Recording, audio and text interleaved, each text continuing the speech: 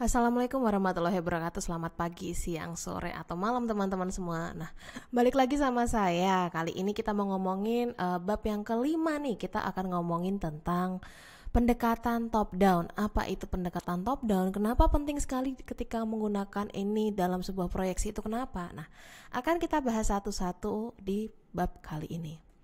Sebelumnya kita akan kenalan dulu nih apa yang dinamakan dengan top down forecasting. Top down forecasting ini merupakan sebuah metode yang digunakan sebuah perusahaan atau sebuah bisnis untuk mengestimasi bagaimana sebuah forecastingnya, untuk mengestimasi bagaimana performanya, kinerjanya dengan cara kita lihat lebih dahulu dari high level baru ke dalam.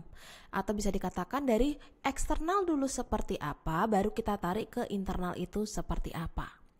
Nah, top down forecasting ini biasanya nanti terusannya adalah top down analysis. Nah, simpelnya adalah ketika kita berbicara tentang top down analysis, kita ini melihat secara keseluruhan terlebih dahulu nih, kira-kira apa yang terjadi di pasar sana. Jadi kita melihat gambaran luas dulu, gambaran secara besar dulu, baru kita lihat baru kita tarik ke perusahaan atau ke bisnis kita seperti apa. Jadi gini, misalnya kita melihat dulu secara luas pasar itu menginginkan apa, secara luas industri kita itu sifatnya seperti apa, secara luas pangsa pasar kita itu seperti apa. Lalu setelah itu kita tarik nih kira-kira faktor-faktor apa sih yang bisa diinginkan oleh perusahaan atau bisa dicapai oleh perusahaan. Lalu kita melihat lagi apakah bisnis kita ini bisa masuk atau tidak. Baru dari sana kita akan menentukan tujuan apa yang diinginkan oleh perusahaan. Terus kita bisa mengestimasi berapa harganya, berapa jumlah unit yang terjual, dan yang lainnya. Intinya kita bisa menentukan tujuan perusahaan ketika kita sudah melihat kondisi pasar itu seperti apa. Nah, itulah yang dinamakan dengan top down. Nah, kebalikannya dengan top down yang melihat secara global dulu nih baru ke internal seperti apa, secara eksternal dulu baru ke internal seperti apa. Kebalikannya itu adalah yang namanya bottom up, dari bawah ke atas, atau bisa dikatakan dari internal ke eksternal. Bedanya apa? Kalau tadi dari top down itu global dulu, secara tahu dulu kondisi pasar seperti apa, baru kita narik sebuah tujuan. Sedangkan kalau misalnya bottom up itu kita melihat apa sih yang dimiliki oleh perusahaan, bagaimana sih aktivitas perusahaan, baru kita tentukan apa yang akan kita buat. Jadi tahu internalnya dulu seperti apa, kondisi internalnya seperti apa. Nah, top down ini biasanya digunakan untuk melihat kira-kira market kita ini kapan sih atau gimana sih supaya bisa profit. Jadi tahu nih, kondisi pasar seperti ini. Sedangkan kalau bottom up lebih melihat bagaimana kondisi di perusahaan ini sendiri sebelum ke pasar. Jadi sudah dua beda sudut pandang. Yang satu lihat dari pasar dulu baru ke internal, yang bottom up dari internal dulu baru ke eksternal. Nah, di sini bisa dilihat perbedaan antara bottom up sama top down. Bisa dilihat kayak misalnya kita ngomongin top down dulu karena kita fokusnya di top down nih. Pendekatan top down itu dimulai dari big picture. Habis itu kita melihat bagaimana sebuah potensi dari sebuah ekspektasi yang mungkin kelemahannya adalah kita membuat melakukan estimasinya itu nggak realistik. Itu hal yang biasa.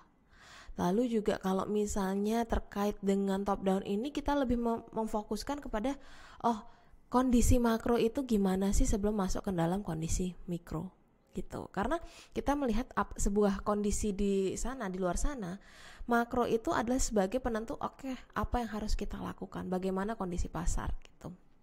Sedangkan kalau dari bottom up seperti yang kita lihat, dimulai dari kondisinya itu atau kita lihat dari operational level. Seperti yang dulu pernah saya jelaskan, bahwa manajemen itu ada 3 level. Ada dari segi operasional, ada yang kedua itu middle, tengah, dan yang top atau leader, hasil leader. Nah, operasional ini biasanya akan berkaitan dengan 90% kepada kegiatan operasional atau kepada secara operasional, langkah-langkahnya seperti apa, baru 10% kepada strategi. Sedangkan di tengah itu biasanya 50% strategi, 50% operasional, dan untuk CEO yang di atas itu, tingkat manajemen atas, itu kebalik, jadi 90% strategi, 10% bagian teknikal atau operasional. Nah, sedangkan di bottom up ini adalah kebanyakan yang di operasional, yang artinya 90% operasional, 10% strategi, 90% teknikal atau pekerjaan yang bisa dikerjakan tanpa memikirkan strategi lebih dalam, dan 10% belum memikirkan tentang strateginya. Nah, sedangkan di bottom up approach juga kita ini fokusnya kepada individual dari setiap departemen, bagaimana kondisi di setiap departemen dulu nih. Baru nanti udah tahu departemen A, departemen B, finansialnya gimana, operasionalnya gimana, marketingnya gimana, baru kita mengambil sebuah tujuan gitu. Beda sama si top down, kita nggak ngelihat dulu gimana kondisi secara besarnya atau secara detailnya dari setiap divisi. Kita melihat dulu kondisi pasar seperti apa, bagaimana kita mencapai dengan kondisi pasar seperti itu. Nah, top down forecasting ini biasanya lebih fokus kepada yang namanya numbering. Kenapa? Karena ketika melakukan yang namanya proyeksi tanpa ada numbering itu menjadi abu-abu. Kita harus tahu kira-kira pangsa pasar kita gimana, berapa persen yang kita terima, lalu misalnya berapa jumlah estimasi yang kita dapatkan. Nah, itu sebenarnya menjadi kelemahan bagi seorang startup. Lalu apa yang harus kita lakukan? Seorang startup bisa melakukan dengan cara observasi dari segi pasar, observasi dari siapa yang mau dijadikan benchmarking, atau mungkin bisa dilakukan dengan cara melihat apa yang diinginkan pasar, tren pasar itu seperti apa. Lalu kita bisa melihat juga kondisi apakah ada faktor-faktor eksternal yang berpengaruh atau tidak. Itulah kurang lebihnya terkait dengan top down approachment. Nah, selanjutnya kita akan ngomong apa sih pro kontra dari top down ini dibandingkan dengan si bottom up. Oke, kalau gitu sampai di sini untuk subbab kali ini. Kita lanjut ke subbab berikutnya. Terima kasih.